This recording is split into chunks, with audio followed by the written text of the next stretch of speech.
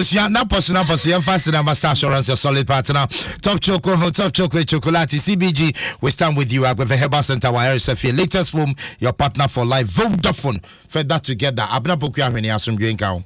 Encounter. Baby Aboko. Nyamigo Sushame. The Dobadi Assi. Sure. Nyamigo Susha, the charismatic jargon.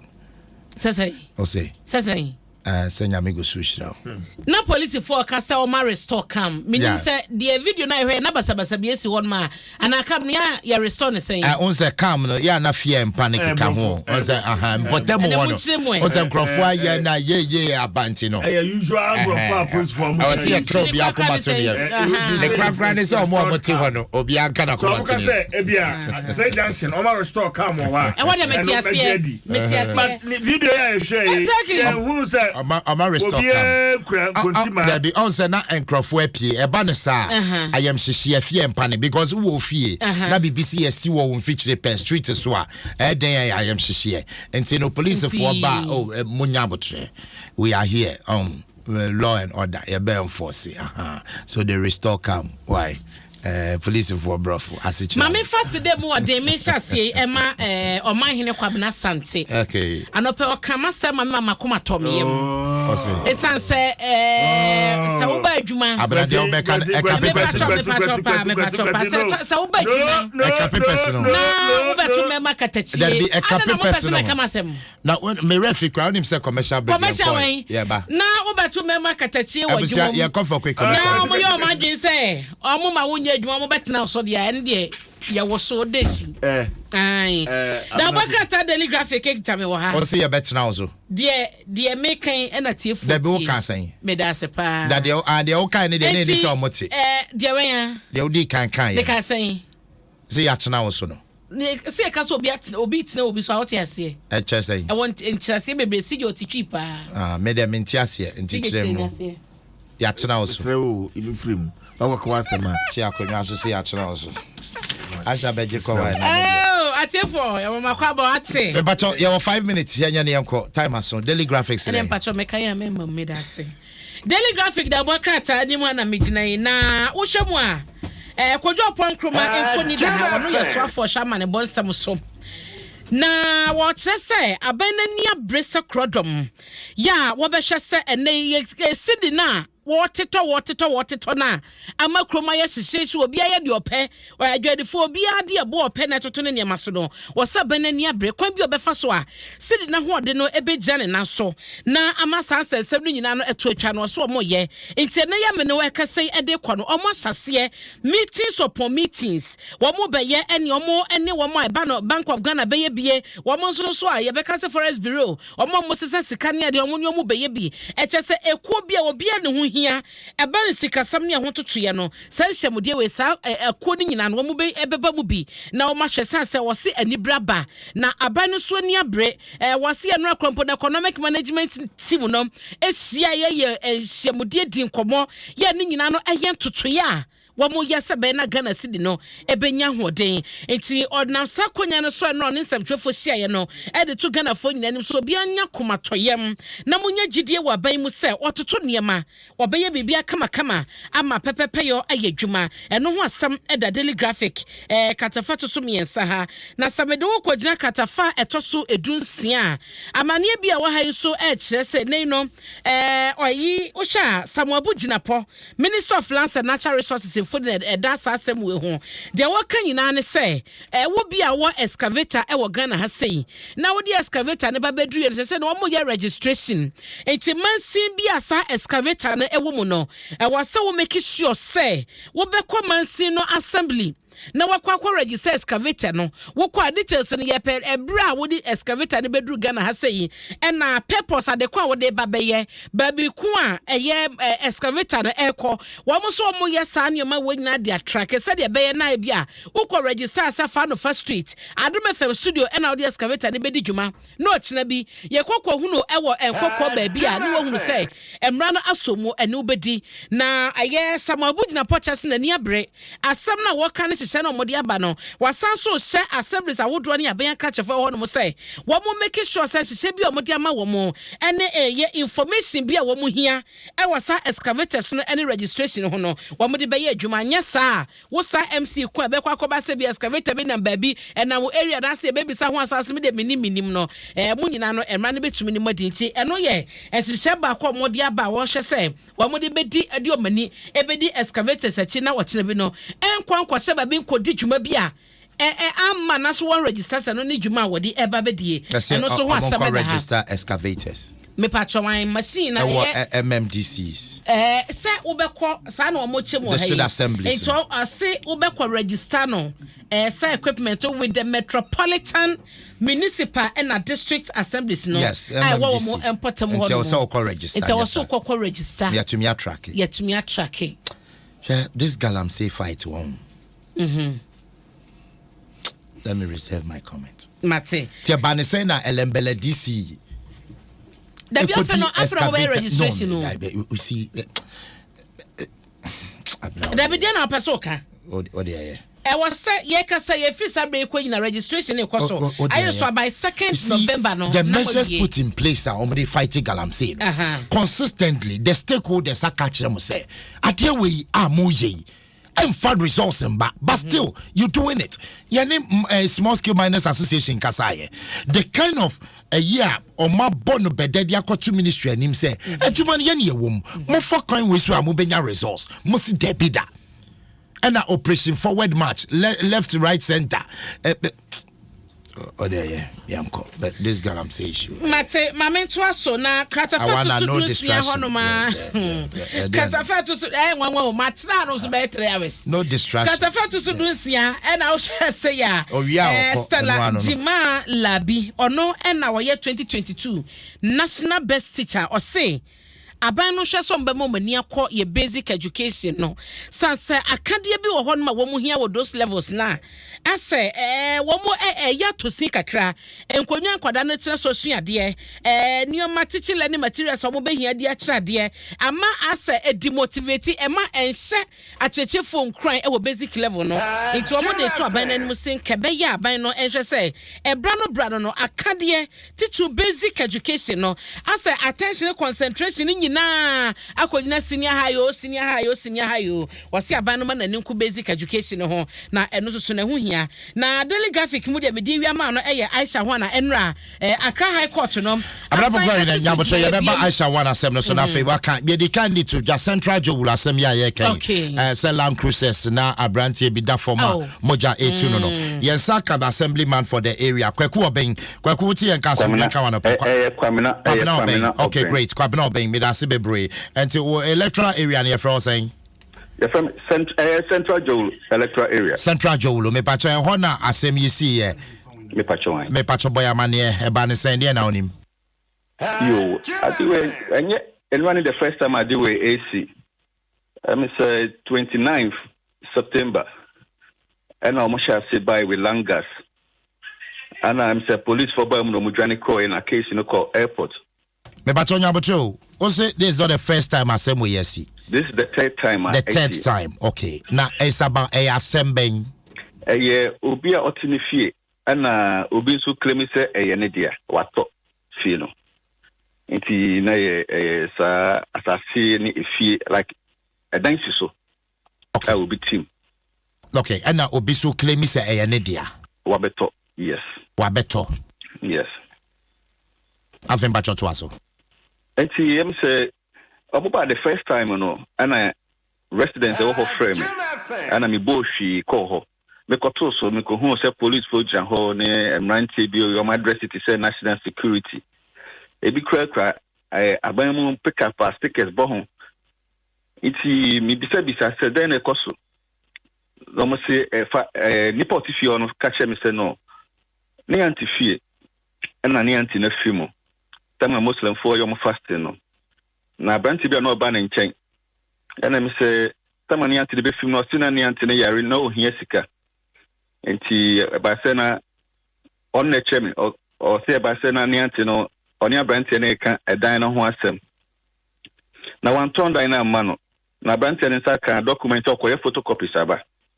o se ne saka ne no ano wansi hobium ana ne wo he ekira wo he mebe na mebe ekira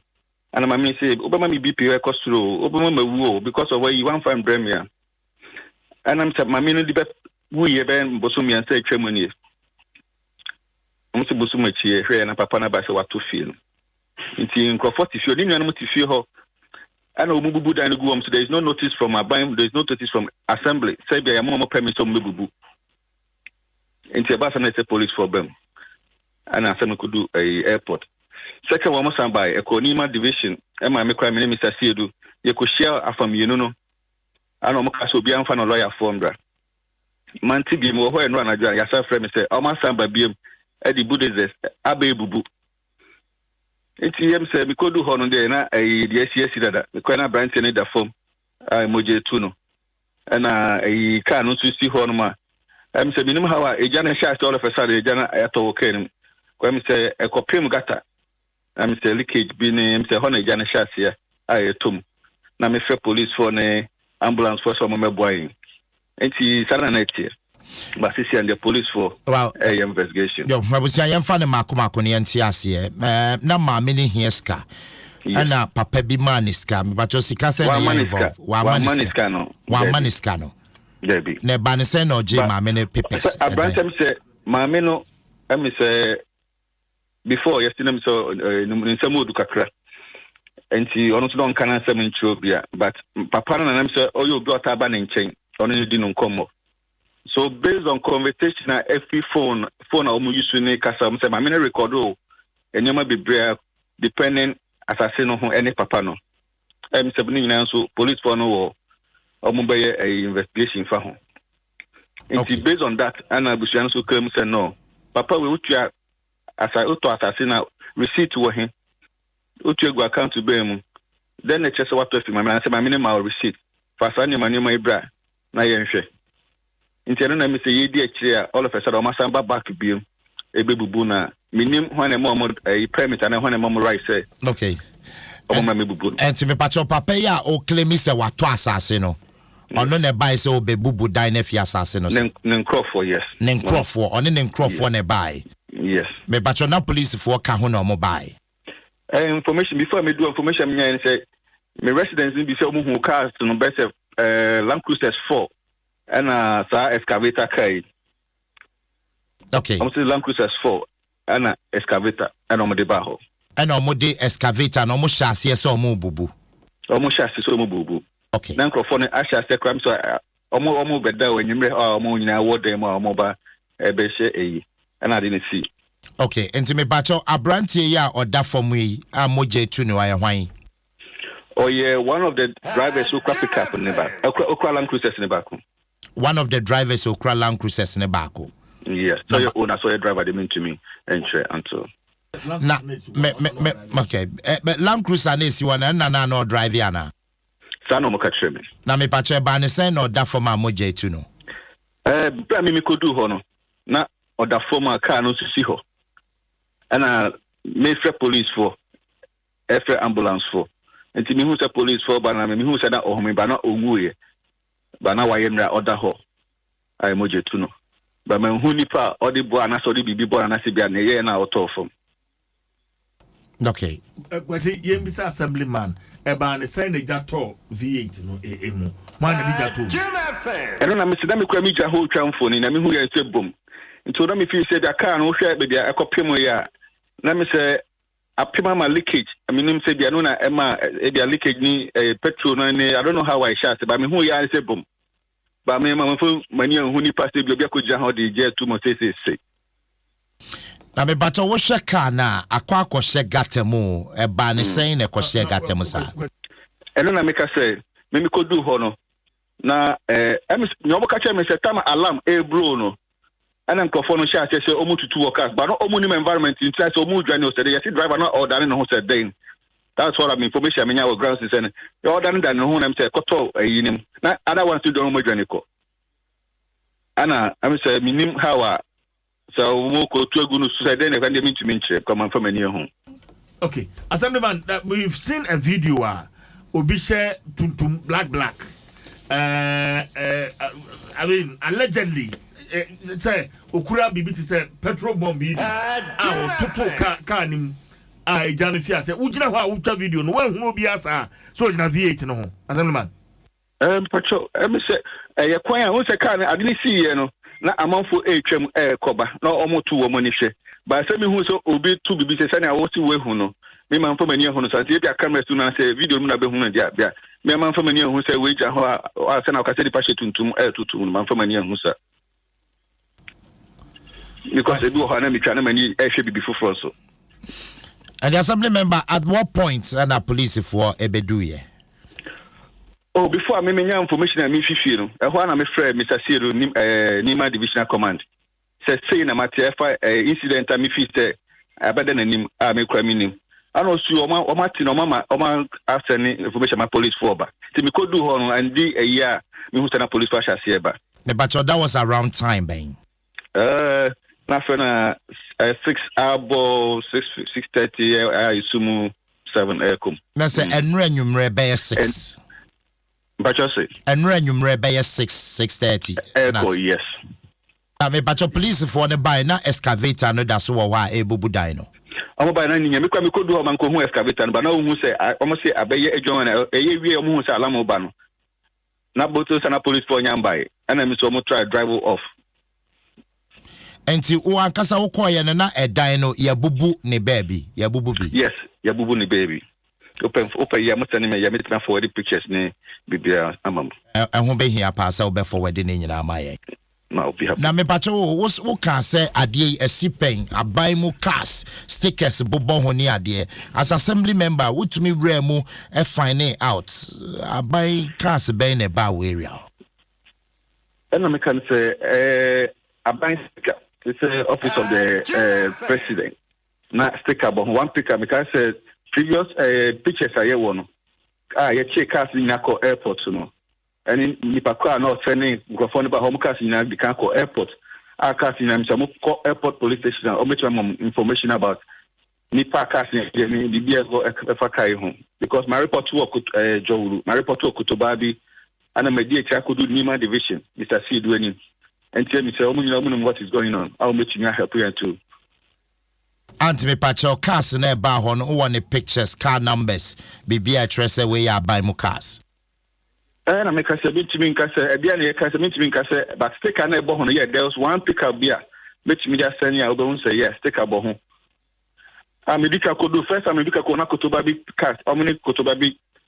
police car I so ka ho that was the first time mobile so me be so say o ma report to Ojo police station no so be a report me na me friend Mr. Kenneth police police command no coffee and I'm drawn attention say na cost one person no or return by and I'm hand over momo okay I'm to follow up to the airport but on our assembly member what area ho but bia waka between papa na say papers na kodini nsem papa no nim no me question mo onima am say Mr. Siri betimi aboya me hu nipa Mr. Asiedu Nima Division Command obetimi aboya me hu nipa titua nipa ne ye but one kasa when papa ne da when you abo papa ne so da yeah many abo no so but when bisa so ye hwan ana say say kodu na o ma hye nkomo na se e wo nima ansa na me du ho enti no ye me tie mu but na me the investigation na me so me ye enti no na me so me ye me but you go so hwehwem because first if only be the can better ho na ye hu for ni kokko bi but me kodu grounds on ma hu say enye ye yirika hu ye na wo ye share police station ho na memfonyi a hu ya memfonyi kokko bi no ano ye hwan so that me hu ni pa oye ba we go so I believe say by the close of today no after my assembly meeting general meeting na ko na mako follow up ne hu. But what's the condition of a branch or that for me? To say the condition to say. None of pay Menyanko a Kotobabi police and final we see from a me follow up number home. But now Ninya Yami. Ninya Yami as in. Yes, because I'm not order hono. So optimist story because my name said I don't know that hono why week. And the police phone between Maso call ya. My name said the action of crowd I mean to me enka. The assemblyman no so jina hono ma sa asem we nyina esi ya. I think that to a large extent one boy because no jina ho onim se papa ye I was share red khaki you say Lacoste on order from way. At least the least he could have done was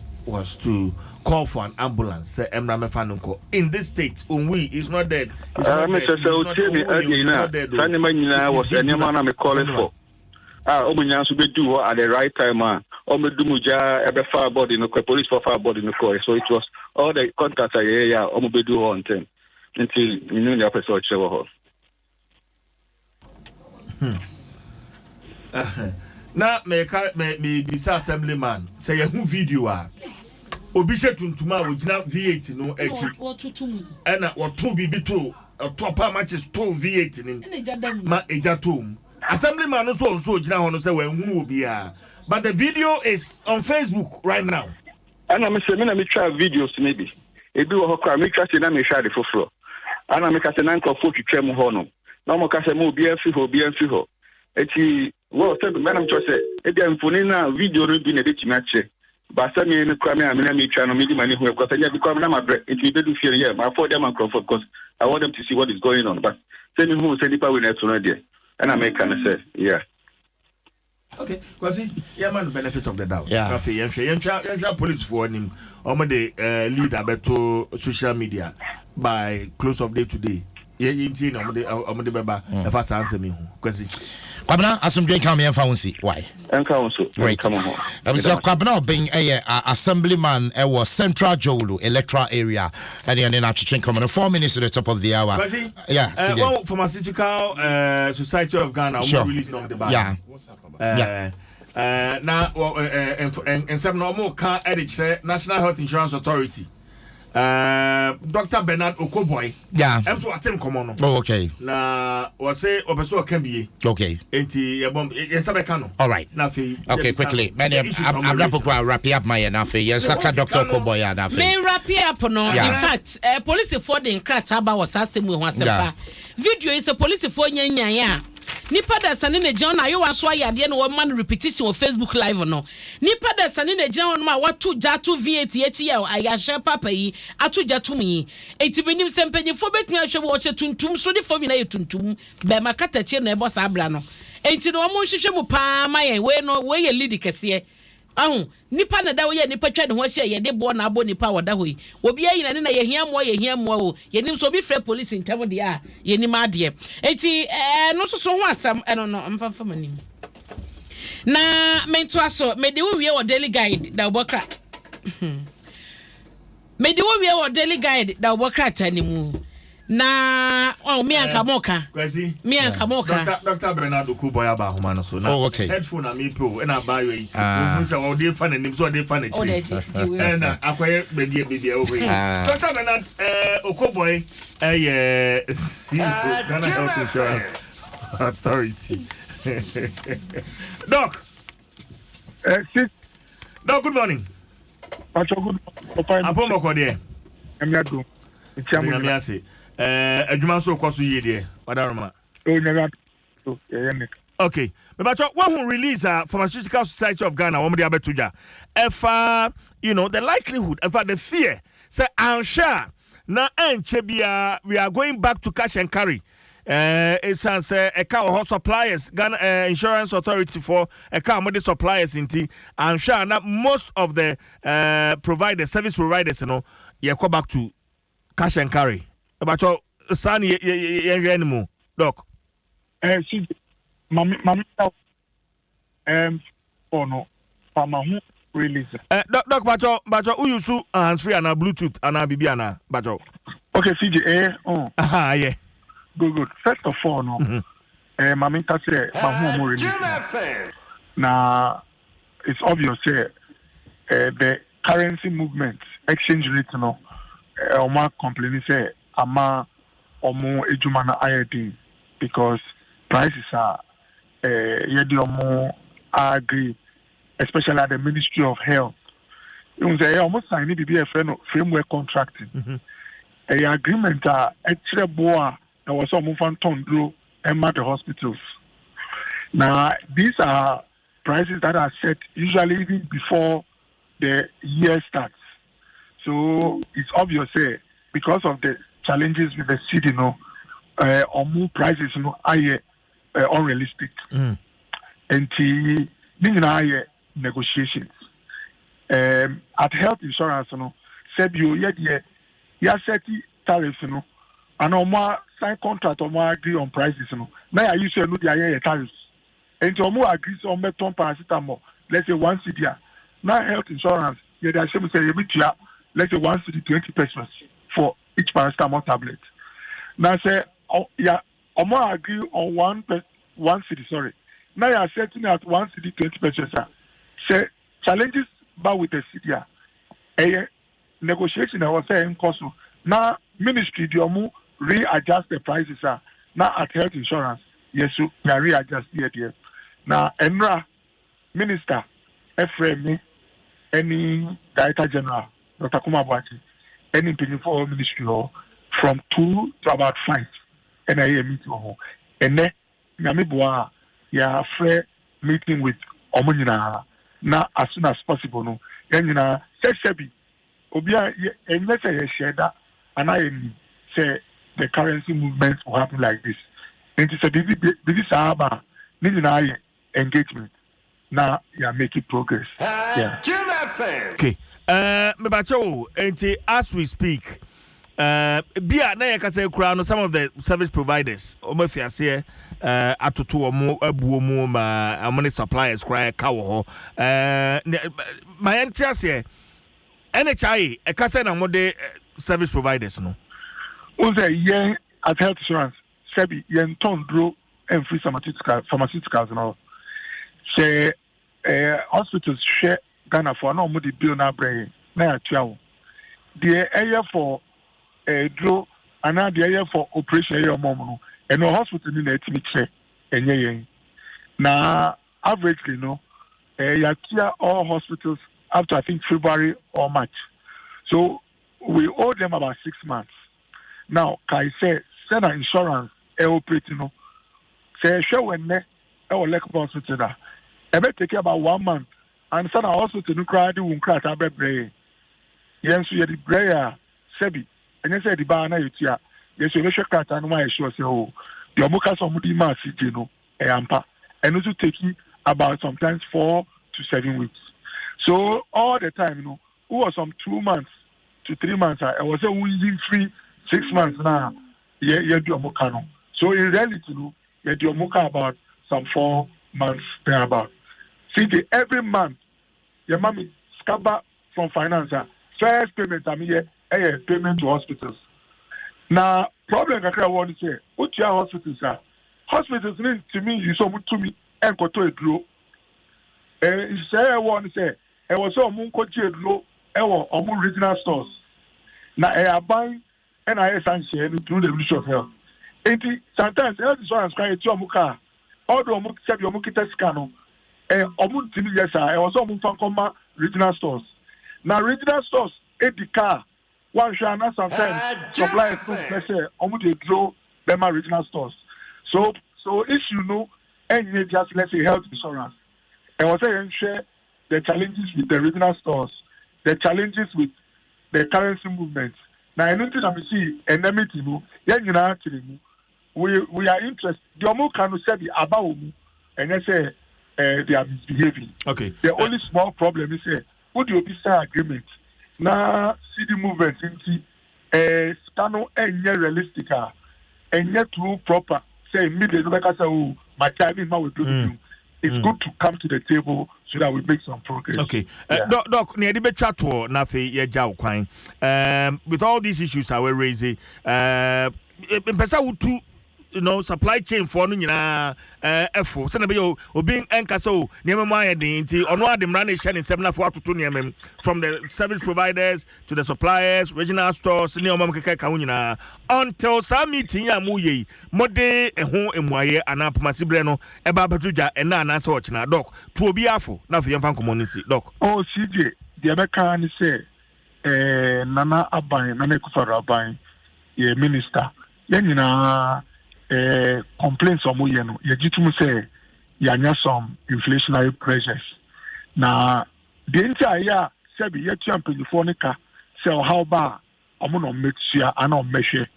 enti ya ready area ye di omo sha mepa omo cho let's continue to work together na the biggest purchaser na ton to cho bia na de sebi omo skaba we tuma mu no odi ni asema enye gidigidi aju bro yeah. Okay, kwasi doc my na wase kwasi doc edi juma pa ewo teshi or commission Mary Ajete Memorial Block. Dr. Bernardo Koboy on any partners and the pay 9 o'clock here umu this juma no. Huge investment Dr. Bernardo Koboy why doc nyamin shraw me ma ho kwan because ye ba hodeda enti uwie juma die no a the nebeko so hobia no ye de ba betu ja nyame hyaw that's Dr. Bernardo Kuboy CEO National Health Insurance Authority ene no atwetwe enkomo eno abna ye beda wase na fe ye di me pa chopa seda nyapotre na finally abna bonite na fe so asampa oni ya je wa bankwa edi nkomo ha sei Emma nebo wa mane bi wo atiwa is na no memenda bato mo koto nipa bi bebo wura ho no mo be faaye no police for chese o ma chi nipa mienu e wo ho Patrick Anyimadu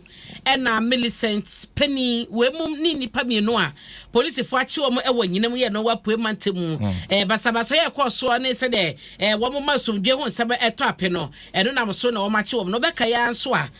wo ma san so achi enipa yi binum a ba no basabasa yo endi samanyo kodi abato no dwumadi a wo mu die na enipa we mum mienu be ka ho nipa nsia na so fa no police for achi wo mo a